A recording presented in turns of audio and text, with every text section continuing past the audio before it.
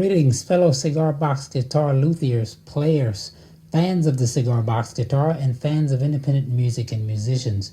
Moses here of Burrell Guitars. Today I just wanted to do a short demonstration of how I like to use two of my favorite effects, and that is distortion and compression.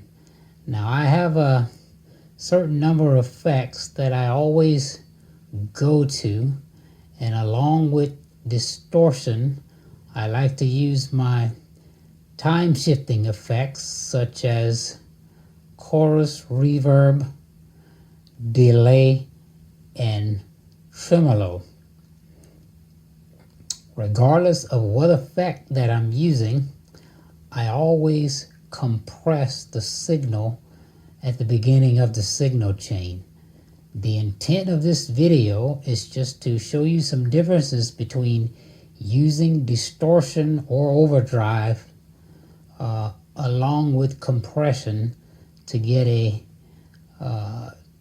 better sound, get a little bit more sustain, and a little bit more overall punch and clarity. So what is a compressor used for? I like to think of a compressor as an auto equalizer. It smooths out the highs and it kinds of brings up the low. So if you have any spikes, it kind of brings those spikes down into a manageable range. And if you have anything that kind of booms out in the low end, it brings it all into a range that overall equalizes the frequency, so you don't have those jumps in either a high pitch or a low frequency sound. So that's why I like to look at it as an auto equalizer. And when you join the video, that little segment I was playing, the first half of that was a distortion pedal without compression. And the second time I switched on the compressor, and hopefully right off the bat you could see the difference in the way it sounded, especially when I let the final chord ring out. This on the compressed version, I got a little bit more sustain, a little bit extra longer sustain out of it because of the way the compressor works. So now let's go over some other things again. Here is with compressor and distortion.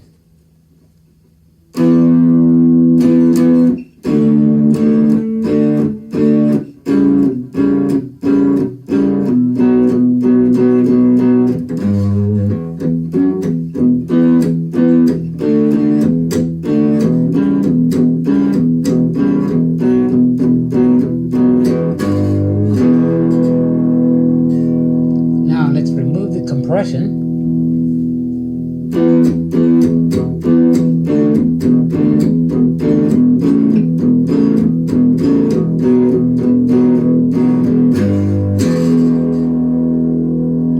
Once again, we'll add the compression back.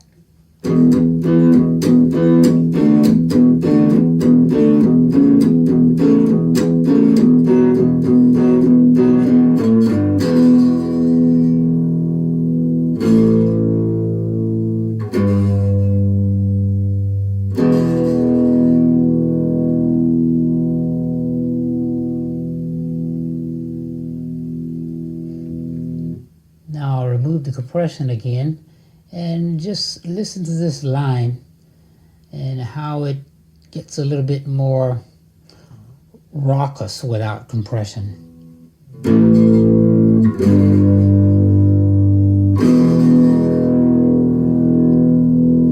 With compression.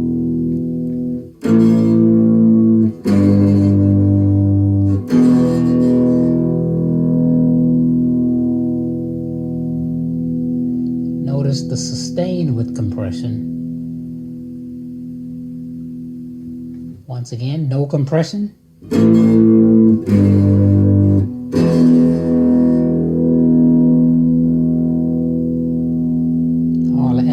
compression as that rings out.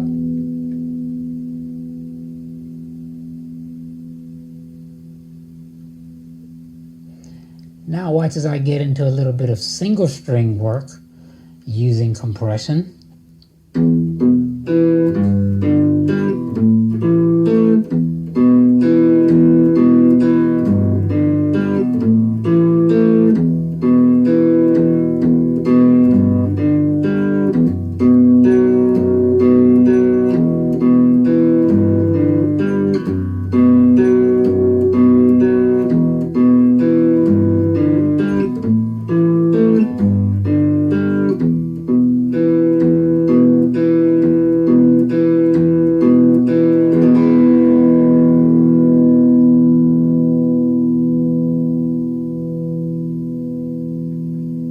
Now let's do that same line without compression.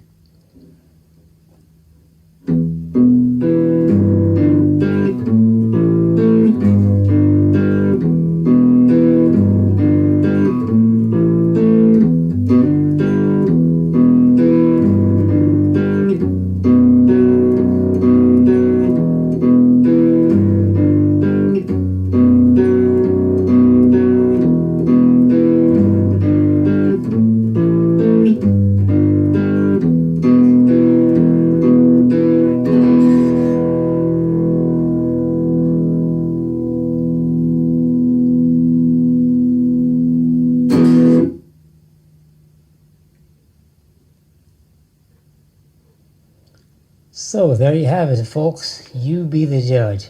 Like I said, I like to compress the beginning of my signal chain and run whatever effect that I'm using through that. Whenever I just want to get a smooth attack and even output, I like to compress it. Sometimes compressors kind of lower the level on the distortion, but distortion pedals with tone and level controls on there can help you dial in the right tone. You can keep the equalization going into the amplifier just like you want it.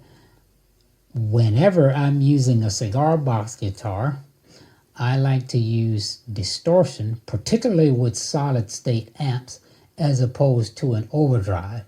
The pedal that I'm using is a combination overdrive and distortion pedal with a blendable type knob.